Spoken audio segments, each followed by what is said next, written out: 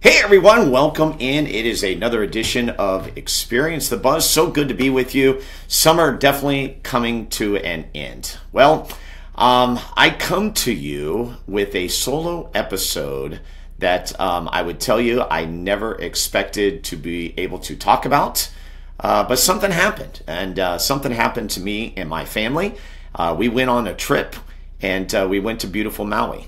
And obviously, as I say that, you probably know what is coming next.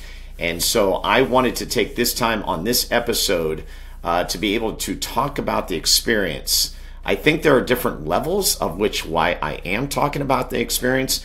Number one, and it's something that we agreed upon as a family, and that was to keep talking about it and not suppressing what we went through.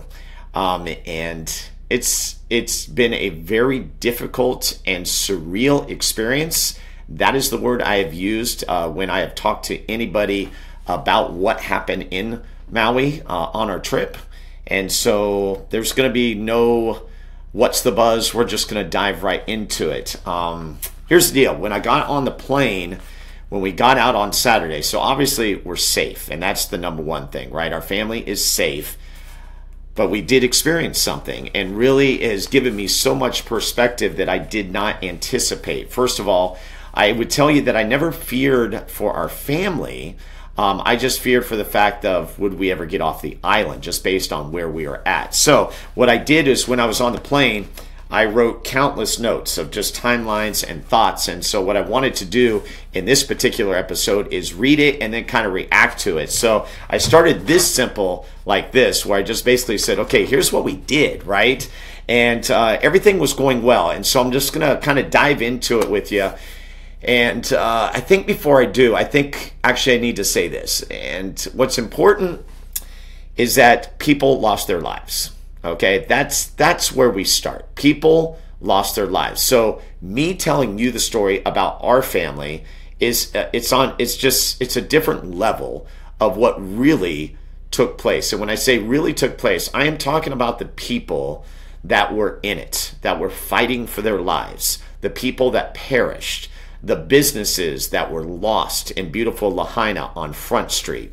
There are so many levels of thinking on this particular subject that I don't know if I'll be able to hit them all. I'm going to try, but I feel like that's how my emotions have been since I've returned, which was this past Saturday.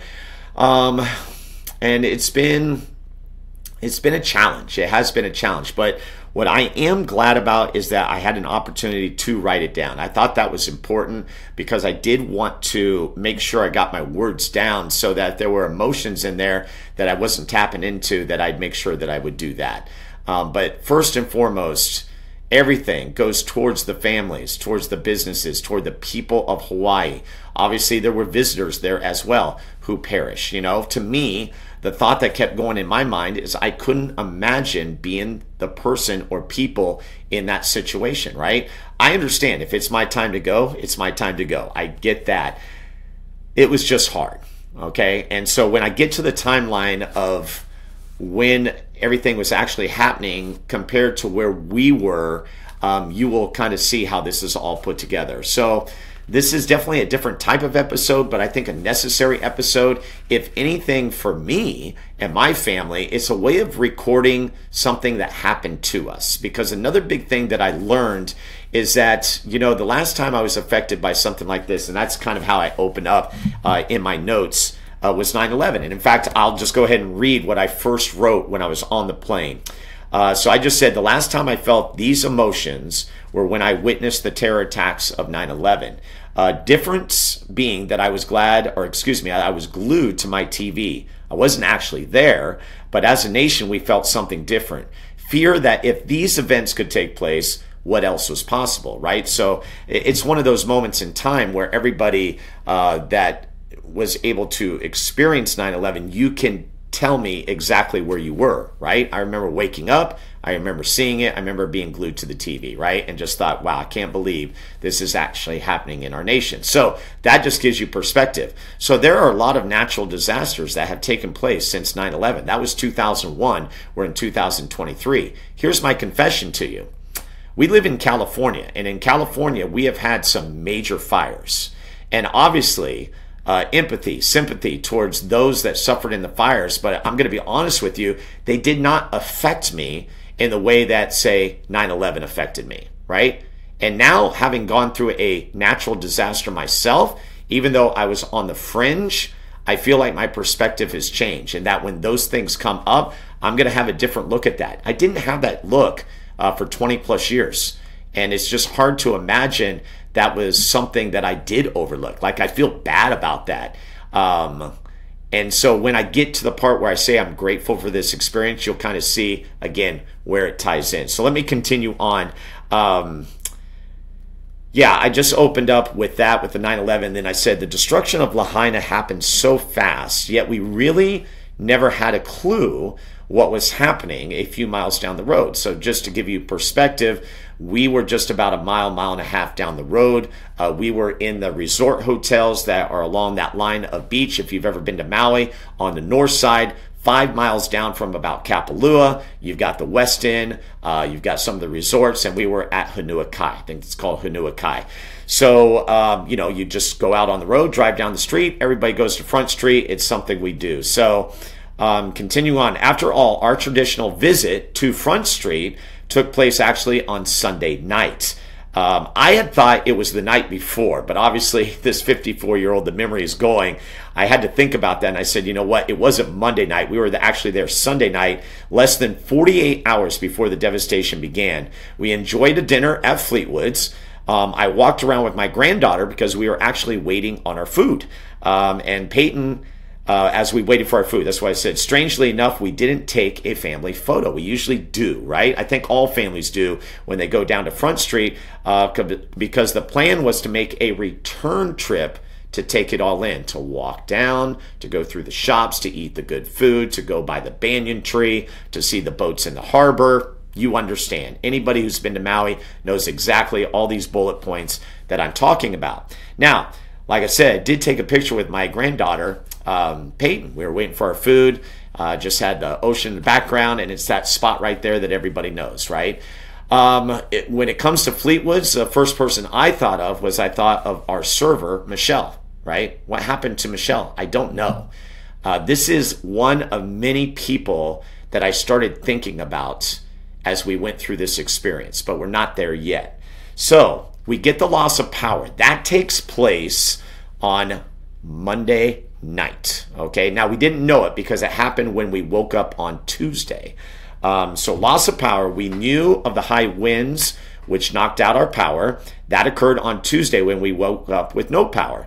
My boys and I forged ahead with our plan of playing at Kapalua, which was a bucket list. I had never played at Kapalua, the Bay course. I did the, what is it called? The plantation course, but that was on my honeymoon 30 years ago. So this was kind of a fun thing that I wanted my boys and I to do. So you can imagine the winds were whipping, and I mean, they were whipping really, really bad. So I don't know what the miles per hour were, but just know that it's something I've never experienced before. So we go out and we're trying to make the most of it. I'm hitting an 8-iron. It's going up into a wall of wind, net 25 yards. You know, we're putting. We're doing 4 putts and 5 putts, but we have no idea what's going on.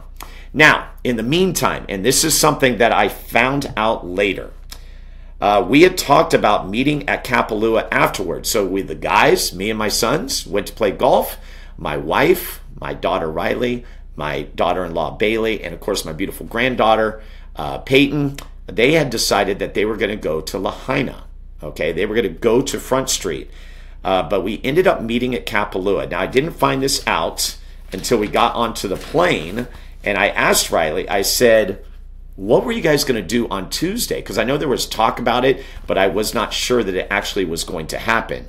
Well, they were going to make their way down, and it turns out that they were calling. There was no power for the businesses or anything. They actually got in the SUV, the car. They made their way down there, and then my wife had this intuition that maybe it wasn't a great idea. They were seeing people on the side of the roads because people were just trying to get cell service. It was very limited in some spaces, and my wife just made the decision to turn around and say, let's head north to Kapalua where the guys are, and we'll meet them there. Okay, so they were there for actually a couple of hours until they met us at 2:30.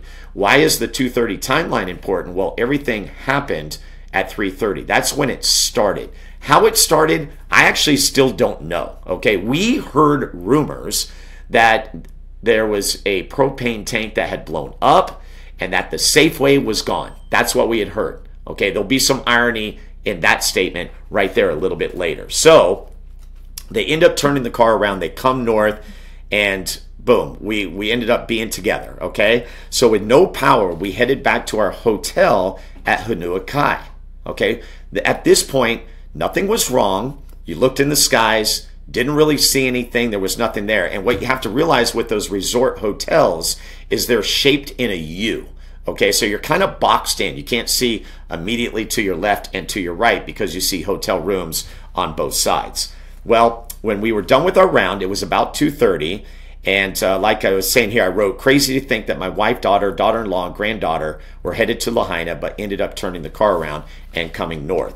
So when we headed back, at this point, we had no idea about what was happening. With no power or cell service, all we knew is that up to 10 power lines were down.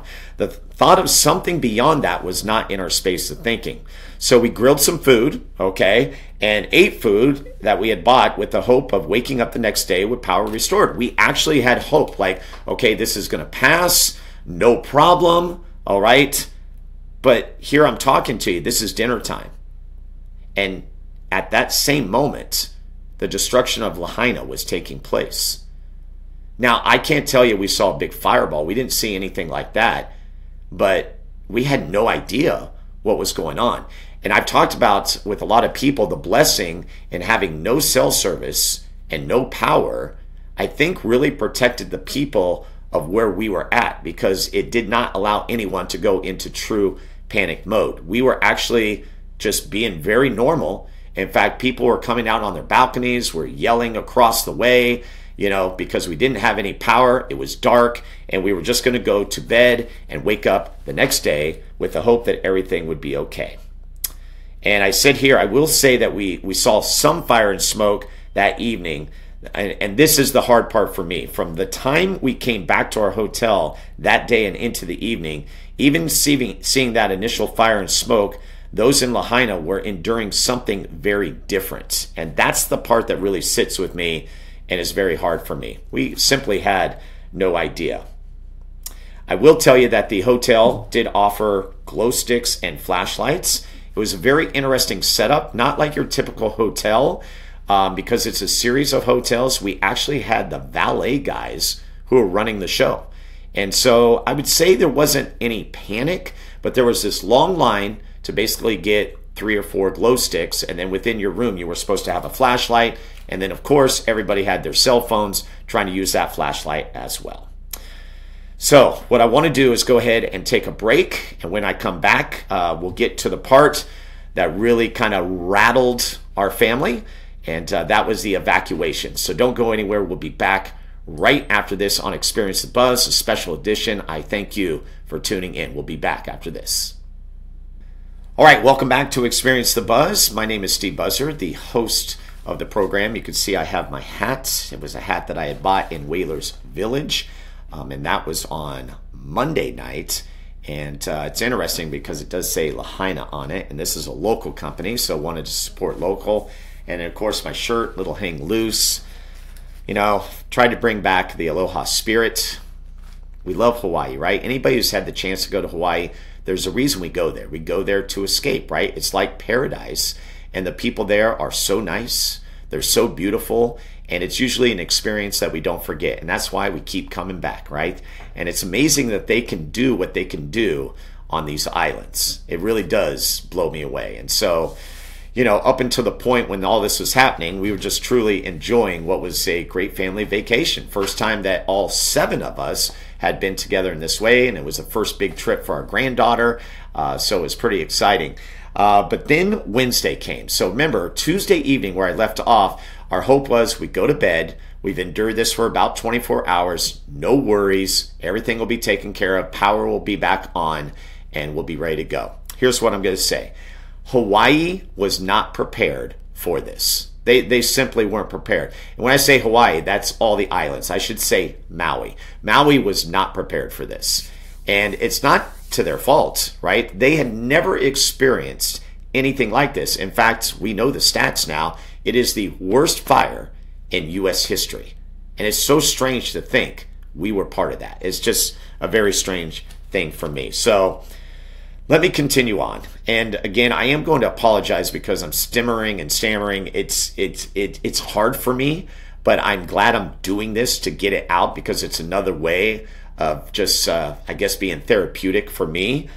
So let me continue. And Wednesday morning, the announcement, that's what I call it. At nearly 4 o'clock in the morning, we were advised to evacuate over the loudspeaker. So it's a sound that I can still hear in my ear. It's kind of that, attention. We need everyone that is a guest in the hotel to please evacuate. Again, attention. We need everyone in the hotel to please evacuate. Can you imagine how scary those words are? Because all of a sudden in your mind you're thinking, okay, is what is happening in Lahaina, which by the way, we still did not know the gravity of what was going on. We didn't have cell service. We didn't have power.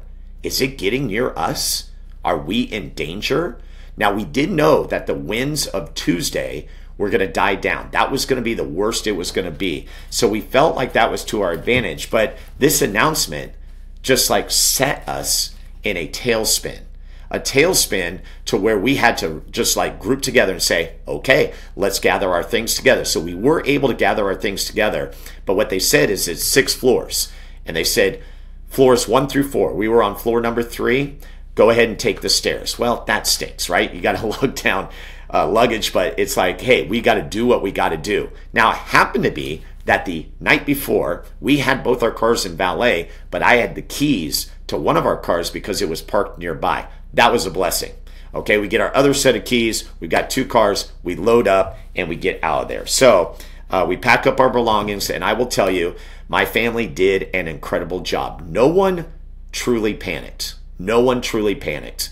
We just all knew that we needed to get our stuff together and get out of there. Here's another blessing, because I believe God was in this, and I'll get to that part of it a little bit later in this conversation, because I know that's a hard one for people to grasp, like, how is God in it? He's definitely in it, and I'll explain.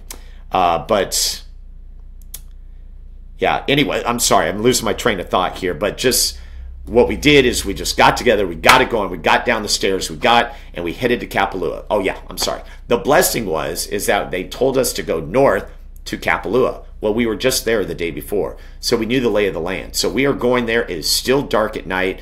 We park near a general store, which, by the way, everything has lost power. We parked and we said, hey, we were told this is a safe place. You're good. You're not going to be harmed here. So remember, 5-6 miles up the road. And so we decided as a family, hey, we got to pass some time. So we got out, we did a family walk. We actually walked all the way down. Hard to believe, but Peyton was able to get onto hole 16 and the iconic hole 17 on the Bay course. And we just tried to not worry about what was truly going on. Again, we didn't know the news, but within our family, it's like, what is truly happening here? So there was a lot of mystery that was going on. So as I said here, not knowing if we would return, we did just that. It was crazy. It was scary. A lot of us had our phones die, so we were limited on the amount of light we had. I learned one thing, never having been in this situation before. You just do it and go. You just do it and go. But then I thought later, it's like with the California fires, our sky was orange and we didn't blink an eye. Unless you were truly in it, like within vicinity. But for the rest of us, we didn't think, oh, okay, we're going to evacuate. And I just thought that was kind of interesting that this was such a different thing going on. And I said here, it was like a scene out of a movie. Couldn't find the stairs. Once we did, the chaos of joining others on the mass exodus, packing the car, and again, just going.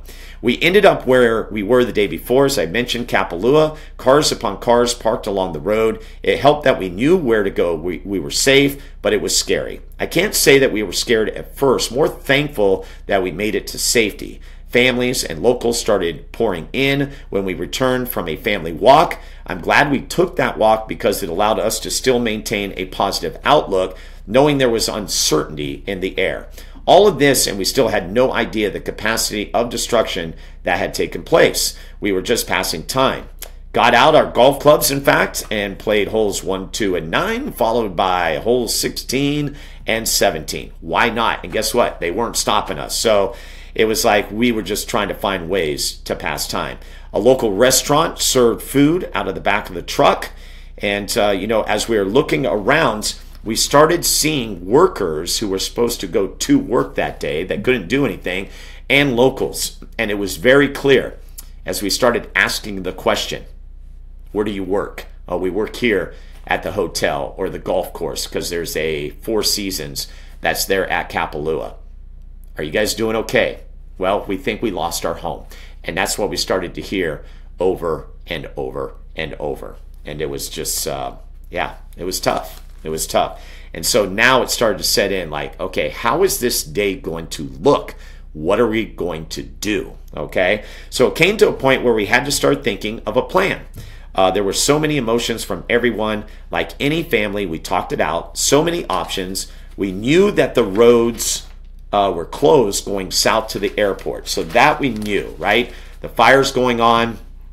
I think we had heard that now there were 19 power lines down, somewhere in that number. So we know that something is going wrong. Again, we just don't know the gravity of it. For perspective, it's about an hour drive from the airport to where we were in West Maui. Okay, so if you go airport to where we were, about an hour drive.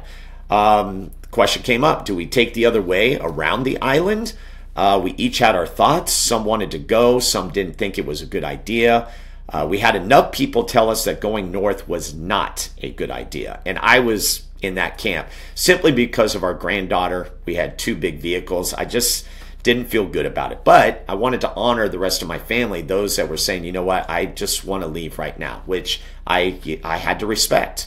All clear, it would take 2 hours. So that's on the North Road. But on a day where many would be anxious to leave, we felt comfortable staying, or at least more comfortable staying. So in the meantime, we spent a majority of our day at the Ritz-Carlton, not Four Seasons, Ritz-Carlton.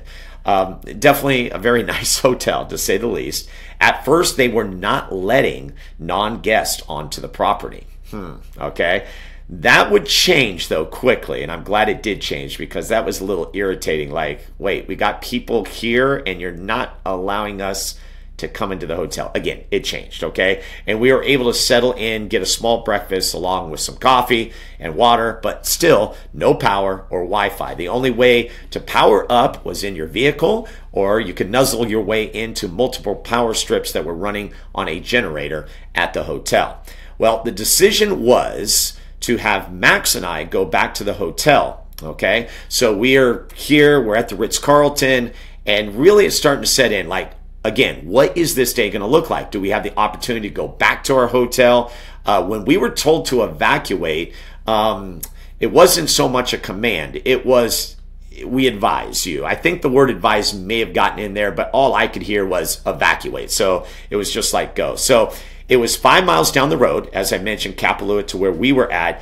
And I believe God has perfect timing. He did in this whole experience. When we arrived back, it was like a ghost town, but there were people around. We knew there was a fire, and it was in the process of being contained. That's what we were told. That was the rumor going around. No smoke in the air, because the smoke in Hawaii is going to be much different than smoke in California. You've got the ocean, right? The ocean to take it away, the winds to take it away.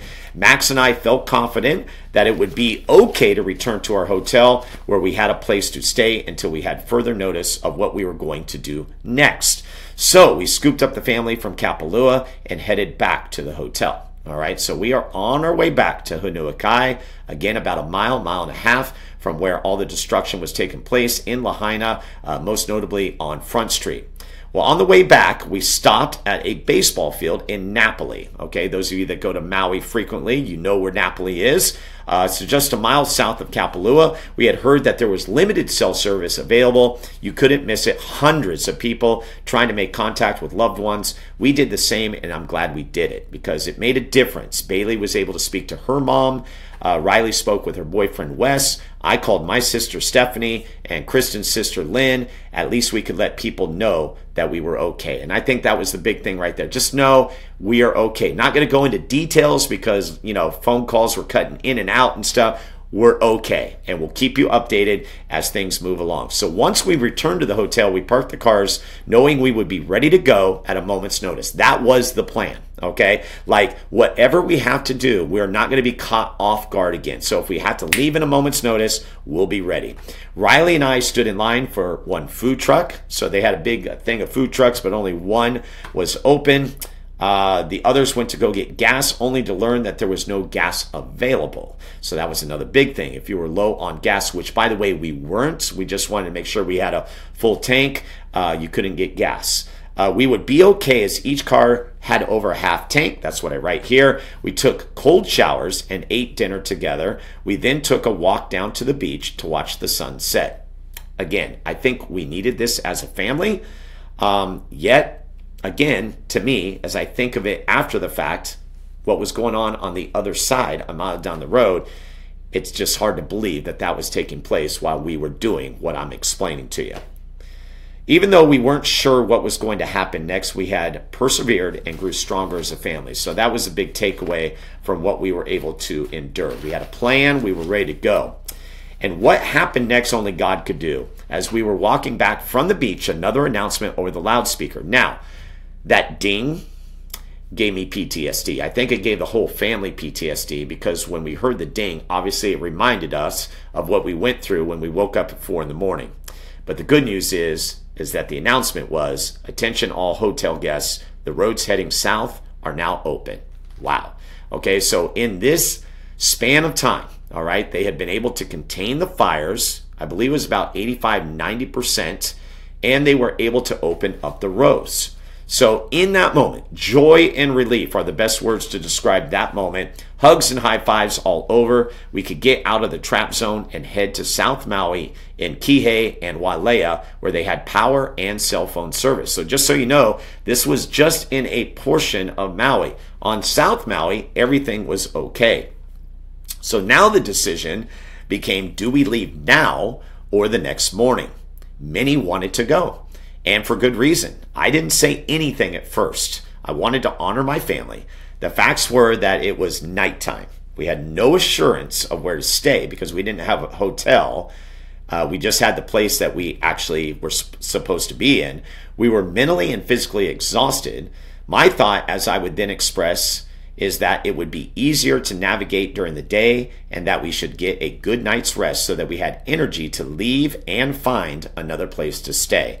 Our main concern, for good reason, was what if things change while we are asleep? So we went back and forth. We decided to stay, but that did come up. Like, what if things change and we get trapped? PTSD was real. We had to trust that God would lead us out. And the questions that I wrote down here on the sidebar, like, where would we go? What about other travelers?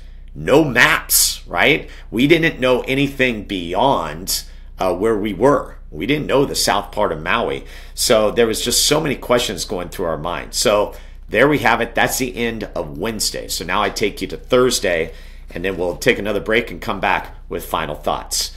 Alarm goes off at 5:30. As a family, we had our bags packed the night before and did all the cleanup required of us, as much as we could do. One option is that if we left and couldn't find a hotel, we could return. Again, all these things came up like options, right? But I knew that once we left, we were not coming back. And not because I didn't want to come back. I just felt that once we went, they probably weren't going to allow us back in. That was just my thought. Well, as we started our caravan towards Kihei, we saw down power lines, but nothing could prepare us for what we would witness next. We now saw it. It was all in front of us. I'm just going to read to you what I wrote. The drive through Lahaina, as it relates to Front Street, was surreal. All of it was gone. Ironically, we had heard that propane tanks had blown up at the Shell station across the street from the local Safeway, which we were told was gone. Well, it turns out they were two of the very few buildings that were still there. They weren't gone. It felt like we were in a scene from the apocalypse. It literally felt like it was end days. This is when it hit me hard. This is when it hit us all hard. We had no idea. Max, Riley, and I were sobbing in silence. We were in one car. My wife, Toph, Bailey, granddaughter Peyton were in another car, and we were just sobbing. We couldn't believe the extent of the damage. As we made our way up the hill, it was hard to look back and realize what we just witnessed and would have seared, and what ended up searing into our hearts. Yeah, and I don't need to get into detail. The thing is, you've seen all the video, all that stuff, very, very real. And I've never seen anything like it before. Never seen anything like it before. Just literally gone. And in my mind, I'm like, how could this have happened?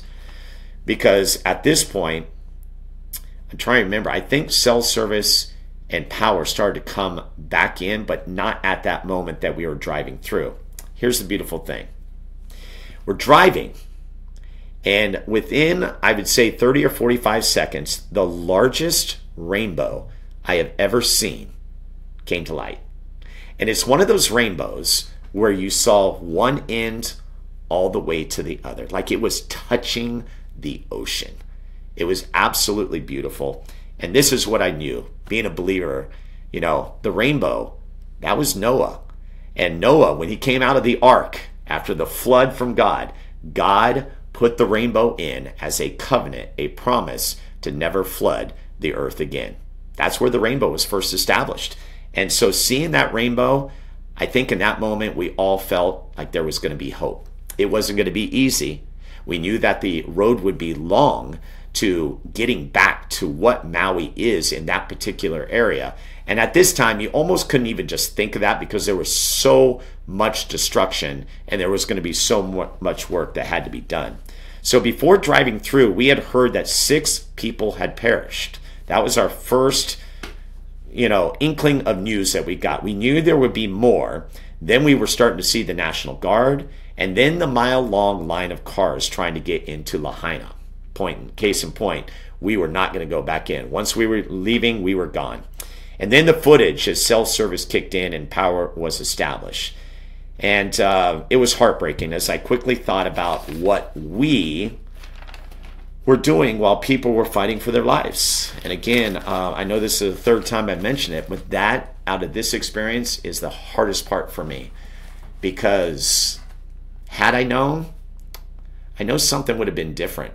And it was just hard to be not a mile removed and yet thinking of all these families who either went quickly or again were fighting for their lives. I'm not sure of the complete timeline, but that thought wouldn't escape me. And then what if it was us? Now, I had thoughts of losing my family. And what about the locals who were at home with no power? There was no warning except through instinct and those around you. Even with that, there couldn't have been much time. That drive was very impactful and will stay with me for the rest of my life. Yet here we were in a whole new world. Power, cell service, normalcy, video streaming in. Everyone you spoke to had been affected, but it was weird. And in a way, I didn't like it. The first place we went to when we got into Kihei is the lights are functioning, cell service, we go and get coffee. And even in that moment, I felt weird. Like we were just coming out of what would be the worst natural disaster in United States history, yet everything was normal again. Or was it? That it's just weird. It really toys with me. So another big question came up. We had talked about leaving early, but decided to stay and make the most of what we had left. We left on our scheduled flight. Our timing worked out as the plane lifted off the ground. I knew that this family trip left more than just memories. It left me with perspective on myself, my family, others I know and don't know, and our world that was designed by God to be harmonious. Hawaii provides that escape for each of us because we all want to experience Maui's vibes, right? The Maui vibes. Even through tragedy, I believe the Aloha Spirit is stronger than ever, and God will bring the people of Maui out of this stronger than ever. I do believe that. God is present. That I know. None of us would have gotten through this without our faith in God and our Savior Jesus Christ. The one character I love is Solomon. He asked for wisdom. At 54, I am experiencing the power of wisdom, and I got plenty of it in this experience. I wrote down some names. I thought about the valet workers. A lot of them lost their homes. A lady named Sabrina who worked in Crazy Tees. She had some families that were affected. They put together a t-shirt to help out Lahaina. They did that within 2 days. Kapalua workers in the parking lot that we talked to that I had mentioned earlier that had lost their homes. Even families that take trips there on social media, a lot of people commented like, yeah, we were just there, or yeah, I remember that, and just going through those memories. And I think of, Scott Wetch and Janelle, they have a home there. The Augusta family, Mark reached out to me and said, Steve, we were there and we got out. And he told me about his story, and his story is much different than mine. And so it's like, it's crazy. But, a couple from Sacramento that we ran into at the coffee shop afterward who left everything behind. Then first responders. So where we were staying, the first responders were coming in and they were putting them in hotels. Spoke to a man named Chris from the Bay Area. And for him, it was personal. He loved Maui. He always came to Maui. And here now he was fighting the fires that destroyed what he loved. Singers at Nula, we had a dinner that night. And when the singers were singing, there was something very special about that. And I wrote down just kind of other words, ripple effect, the ripple effect that this will have. Once you experience something traumatic, you don't forget it. And then as I mentioned at the top, talking about it, just talking about it. And so that is my account of what happened to our family. And again, I come back to the beginning, and that is remembering those who did perish, whether it be locals or whether it be people that were visiting, like my family. They are in our hearts. And again, I hope that Maui can just restore itself and just get through this. I know it's not going to be easy, because even when you think of 9/11, right, we hear all the stories 20 plus years later of people that are still affected by it, whether they lost someone, maybe it was a first responder who had gone in the building, survived, but now are having some physical issues. There's a lot of things. So the ripple effect is real. And I think I will say that I was glad to see the country really come together, help them get the support they needed. I had found out that Maui County only has 100 firefighters. So imagine they were the ones that were fighting that fire initially. And how do you go into a fire that basically has 60, 65 mile per hour winds whipping up, and really just like a human, like fireball, and then cars blowing up, just all these things that you just can't imagine. But then getting the help, they brought in people from Oahu and nearby islands, to then people from the mainland, from California, from Texas. Everybody was coming in. It was declared a national emergency. And so, it looks like things have started to begin. Now, I will tell you this, ways to help. That's a hard one for me, because you want to trust where your money and your service and your goods are going. And so I would say research that. I got a lot of good information from Beth Schweitzer. She is a photographer that I actually worked with at a wedding, and she does primarily her work in Hawaii. She did a great job of covering it and gave some links that were helpful and stuff. But I have to admit, I am weary, because I want to make sure that if I'm giving money and I want to give to be able to help these people in whatever way we can, that we be able to do it and do it right, and that it gets to the people. That's the main thing. And I am proud of the people, which I knew would happen, is that they didn't wait for the government. They got things going. They started helping people. That's the Aloha Spirit. That's helping out people. I think that was expected. And then the last piece of this is, I would say, I think at first, I said, I'm never coming back. That's what I said. I said, I'm never coming back. I do not want to be in this situation again. But after now at least a week, or close to a week, of thinking about this after coming back last Saturday, I changed my mind on that. And that is because I know that being able to go there does fuel their economy. And I think that is very important because you got to think of everything that is lost as far as businesses are concerned. Any small business owner out there like myself, you can only imagine. No, actually, you can't imagine. I can't imagine what it would be like to lose everything in an instant. It would be tough. It would be tough. And then on top of that, just people who lost their families, and there's just so much there. So I'll end with this, and that is, where is God in this? Well, for me, first of all, I'm very thankful that he did protect our family. And I feel absolutely horrible that this natural disaster happened. Some things that happen, I do believe, though, that we are not meant to understand. It is through adversity, and you've heard this before, that we come back stronger. This one is a hard one to tackle, and it's going to take some time. And I would not force anybody to think one way or the other. I will share how I feel, and there are going to be other opinions on this, and those must be trusted, or not trusted, but respected, I'm sorry. And just like our decisions that we made as a family, a lot of people thought different things, but the respect was there. And I think we have to do that. In fact, I know we have to do that with this. All of us are feeling different emotions about what happened. And so the call to action is what will it do for each of us?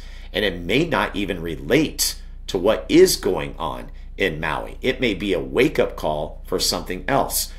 I believe, and I've already said this, I believe my wake-up call now is to be more aware. More aware in my surroundings, but also having perspective with people around me. Realizing that if somebody is having a bad day or cuts me off in traffic or whatever it might be, that it's easy to react to that. But what is that person going through that maybe did that? I think that's something to look into. And so I feel like I have a lot more perspective in terms of being able to see people and realize that we all have hurt, we all have hang-ups, and we all have those things that just really either happened in our childhood or in our adulthood, or we had an experience. It makes me appreciate the fact that we all have that stuff, and we need to be more kind to each other and respectful and give grace and be able to forgive others for what goes on. I know that's easier said than done, but that's just how I'm feeling and what comes out. And I just want to say to the people of Maui, you know that there's going to be so much help coming your way. Obviously, there is a lot of prayer for you. And by the way, I do pray, okay? It is a thing, and I know some people just say pray to pray, but really praying, it does make a difference. So if there's anything that you can do, just pray. Do pray about it. If you're kind of detached from the situation, it will make a big difference. So I don't want to rattle too much more. I just again, this has been a therapy session for me. I want to thank you for tuning in.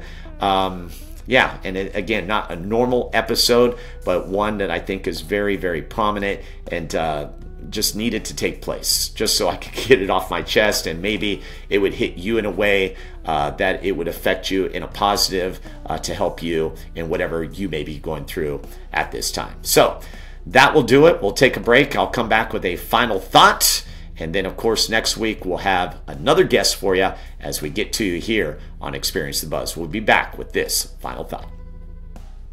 Once again, I want to thank each and every one of you for tuning into this special episode of Experience the Buzz. Just me getting these notes off my chest. I am very glad that I wrote this stuff down, and even more happier that I had the opportunity to speak about it. I'll say it once and I'll say it again. Every time I talk about it, it's part of the healing process, I think, that goes along with this. Another important piece for me is being there for my family, to check in on them, to make sure that they're doing okay, because we all went through this individually and together. So again, thank you for tuning in. I hope you were able to, like I said, get something to take away from it. And of course, we look forward to coming back to you in a regular way, in which we will have a guest and we'll be highlighting those great entrepreneurs out there and small business owners right here in Sacramento. Another big thing that I did learn from the Maui, and of course the Aloha Spirit, it did again give me the appreciation for our city right here in Sacramento, and really showed me like this is why I love Sacramento and our community, because we do have a love here, kindness here that I think is very, very special. So I'm glad you're a part of it. I'm glad to be a part of it. And that's all I got for now. Talk to you next time. Goodbye, everyone.